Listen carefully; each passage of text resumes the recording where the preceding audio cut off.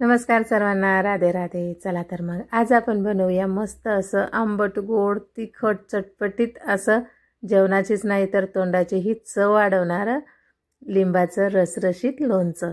नमस्कार, मी दुर्गाच रेसिपीमध्ये तुमच्या सर्वांचे स्वागत करते आणि वेळ वाया न घालवता पुढच्या रेसिपीला सुरुवात करते। तर इथे मी अर्धा किलो लिंबू घेतलेले आहेत, अंदाजे अर्धा किलो आहेत, कारण घरच्याच झाडाचे असल्यामुळे काही मोजून मापून घेतलेले नाहीत। पण अर्धा किलो लिंबू घेतलेले आहेत। स्वच्छ थोड्याशा गरम पाण्यामध्ये मी 10 मिनिटं हे ठेवले आणि नंतर काढून स्वच्छ कोरड्या कपड्याने पुसून घ्यायचे आहेत। एकदम मस्त कोरडे होईपर्यंत पाणी याला राहता कामा नये।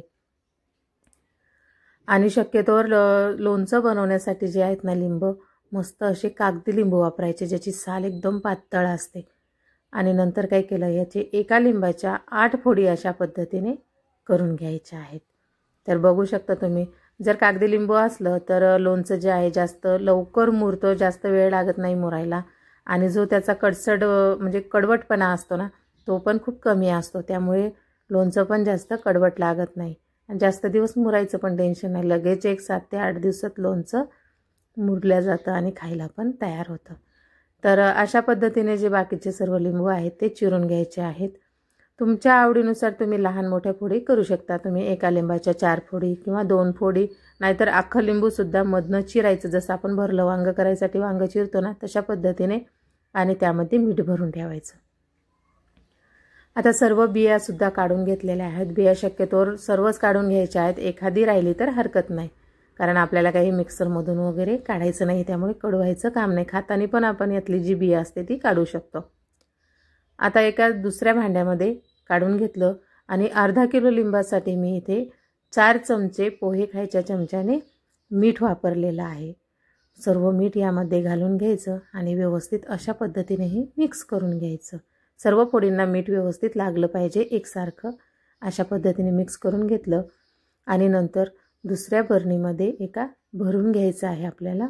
स्वच्छ बरणी असावी आणि कोरडी असावी। आता हे अशाच पद्धतीने आपल्याला एक 7 ते 8 दिवस ठेवायचं आहे आणि 1 दिवस आड का होईना चमच्याने याला मिक्स करत राहा, म्हणजे थोडंसं खालीवर करून घ्यायचं, म्हणजे सर्व फोडी व्यवस्थित मुरतील सुद्धा।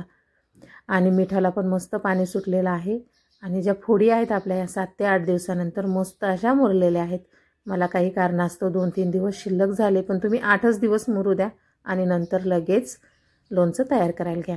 आता इथे 1.5 चमचा बडीशोप घेतलेली आहे, 1.5 चमचा जिरं घेतलं आणि 2 चमचे इतके धने घेतलेत, त्यात 10 ते 12 इथे मी काळी मिरी घेतलेली आहेत। सर्व व्यवस्थित मस्त भाजून घेतलं आणि थंड करायला एका प्लेटमध्ये ठेवून घेऊयात। तर अर्धा किलो लिंबासाठी इथे मी अंदाजे 400 ग्राम इतका गूळ घेतलेला आहे, म्हणजे अर्धा किलो गुळामधून थोडंसं 1-2-3 चमचे मी साईडला ठेवलेला आहे आणि त्यामध्ये 4 चमचे इतकं पाणी घालून घेतलेलं आहे। आणि मस्त असा याचा 1-2 मिनिट मस्त हा जो पाक आहे ना तो उकळून घ्यायचा आहे आणि गॅस बंद करून थंड करायला ठेवून द्यायचा आहे। आता थंड होतोय तोपर्यंत आपण हे जे धने, मिरे, जिरं आणि बडीशोप भाजून ठेवली होती थंड झालेली आहे, आता ही मिक्सरमधून आपण वाटून घेऊया। जास्त बारीक नाही वाटायची, एकदम मस्त जाडसर दरदरी आपल्याला ही वाटून घ्यायची आहे। पाक पण मस्त थंड झाला। आता यामध्ये जो आपण मसाला तयार करून घेतला होता, 1.5 चमचा मसाला घातला, 1 चमचा इतकं मी कश्मीरी लाल मिर्च पावडर वापरलेली आहे। जास्त तिखट बनवायचं नाही म्हणून कश्मीरी लाल मिर्च पावडर चालेल। आणि थोडंसं यामध्ये ओवा घालून घेतलेला आहे, कलुंजी घालून घेऊया आणि एक अर्धा चमचापेक्षाही कमी मी काळं मीठ घातलेलं आहे थोडंसं चवीसाठी आणि मिक्स करून घेतलेलं आहे। आता यामध्ये ज्या आपल्या फोडी आहेत मुरलेल्या लिंबाच्या त्या घालून घ्यायच्या आणि मिक्स करून घ्यायच्या आहेत। तुम्ही जर माझ्या चॅनलवर नवीन असाल तर चॅनलला लाईक करा, शेअर करा आणि अशा चटपटीत छोट्या मोठ्या व्हिडिओ बघण्यासाठी माझ्या चॅनलला सबस्क्राईब मात्र नक्की करा। आता छान एकजीव होईपर्यंत मिक्स करून घेतलं। तुम्ही बघू शकता काय लिंबूचं लोणचं दिसते, अगदी बघताच खावंसं वाटणार। आणि आता हे आपण लगेच खायला सुरुवात करू शकतो, कारण आपल्या ज्या फोडी आहेत त्या मस्त आपण आधीच मुरवून घेतलेल्या आहेत। छान असं मिक्स करून घ्यायचं आणि व्यवस्थित पूर्ण थंड होऊ द्यायचं, कोमट वगैरे ठेवायचं नाही। आणि नंतर काचेच्या बरणीमध्ये भरून ठेवायचं आहे। चांगलं 1 ते 1.5 वर्ष हे लोणचं चांगलं राहतं, अजिबात खराब होत नाही आणि चवही बदलत नाही। बघू शकता तुम्ही अगदी रसरशीत लोणचं तयार झालेलं. मग आता हे तुम्ही कशाच्याही सोबत खाऊ शकता. तुम्हाला माझी रेसिपी कशी वाटली कमेंट करून नक्की सांगा. चला तर भेटूया पुढच्या रेसिपीमध्ये. नमस्कार.